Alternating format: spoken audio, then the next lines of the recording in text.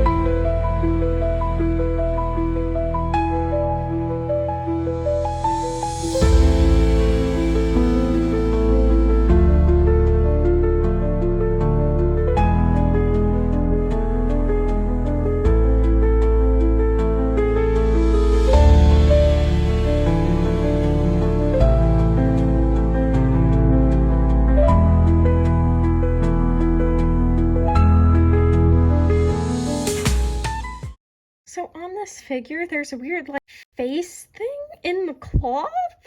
I don't know what it is or what it's supposed to be, but I think since I have some of this like thicker gloss paint, I'm gonna paint over it, let it dry, and try to kind of just erase that it was ever there, if that makes sense. This is the gloss paint, and it's just thicker than the rest of my paint.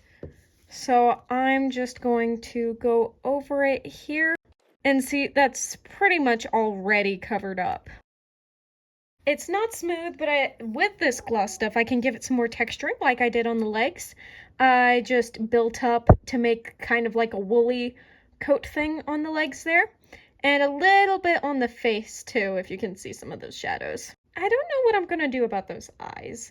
I think I'll decide later, but after I get this covered up, we can work with some of this nice yellow that I have.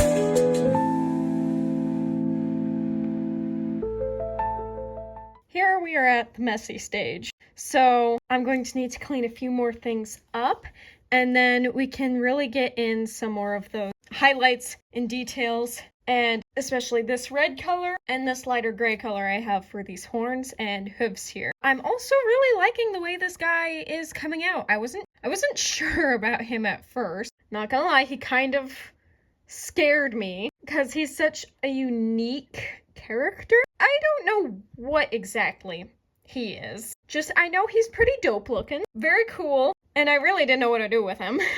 But I think I have an idea of where his story might go. So yeah, stay tuned for that.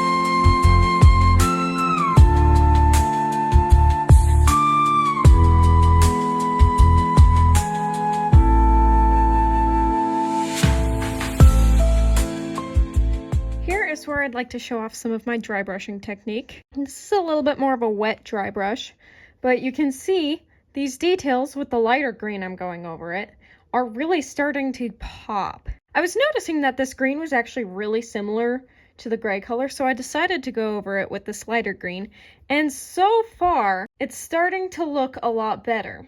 The camera actually kind of helps me with this kind of stuff, which is cool. So I'll check back with you guys in a minute.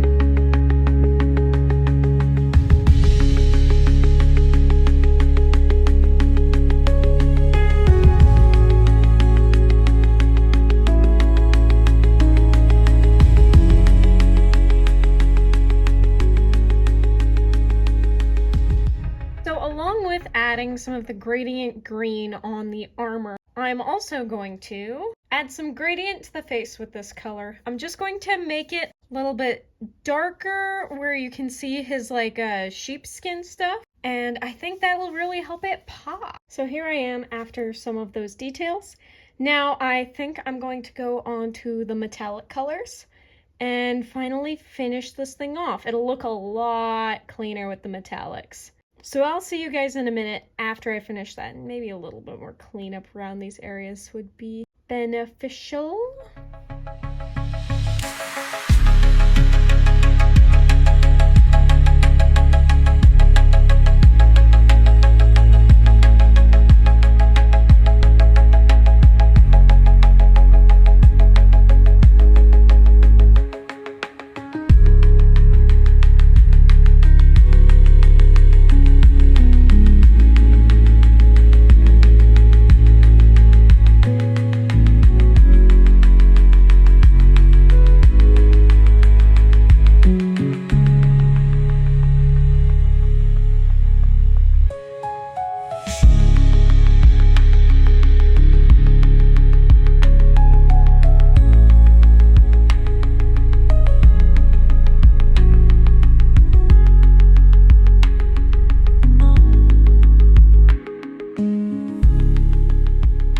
This piece, I think I'm going to try to blackwash some parts of it. I think that might really help some of it out, since it's not the most bright design ever. I chose a lot of like a very dusty-esque colors. I also did some dry brushing more on the armor here to make it look like a little bit rusted and stuff. I have no idea how old this thing is. I just know it was a pain to open, but I'm not going to blackwash every single part of this piece. Just mainly like the most detailed parts, like maybe some pieces in the back, and maybe the armor and axe in the front.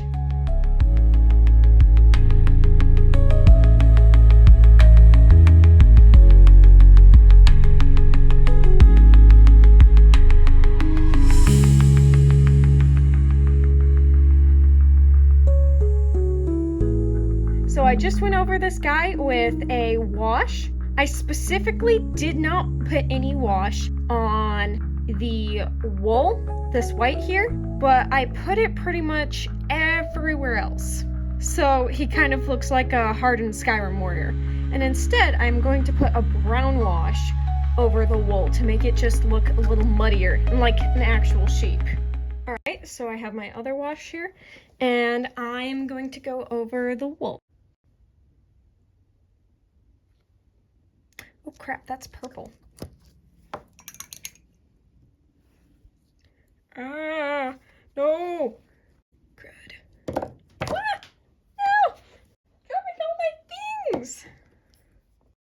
Okay, this This one's the brown. Double checked this time. Washes are generally dark, so it's kind of hard to see what they are.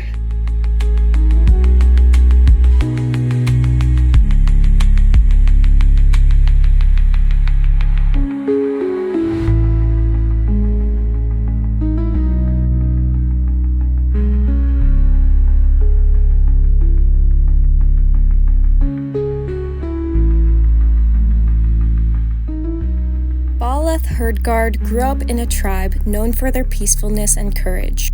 They used to live in a wildlife conservation, but one day their land was bought out by a cult looking to hunt them for their blood.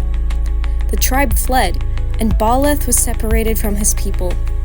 He came across a city that worshipped a deity of kindness, and Baleth swore an oath of loyalty to her. In return, the deity made him her paladin, so that he could find his people and put a stop to the cultists.